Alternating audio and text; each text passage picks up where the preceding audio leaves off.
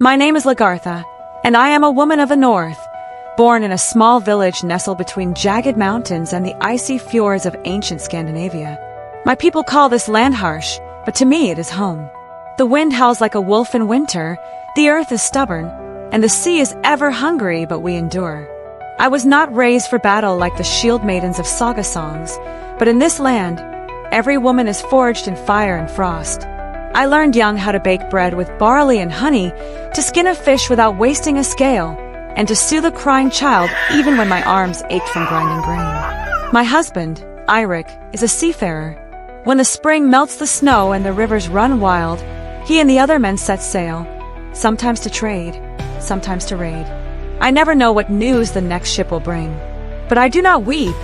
I keep the homestead alive in his absence, planting the turnips, smoking the fish, spinning wool into thread. The village leans on women like me when the men are gone. Each day begins with the hearth. I light the fire with flint and dry moss, boil water, and tend to the goats.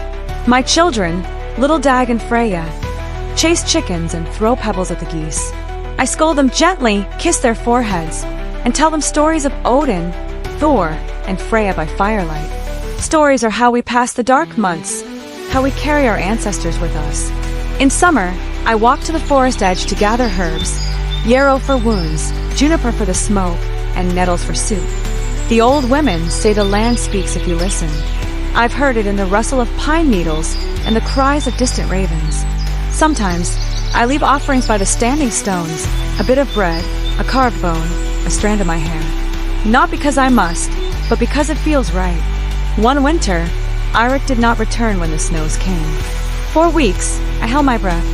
Then, one frozen dawn, a battered ship pressed to the fjord.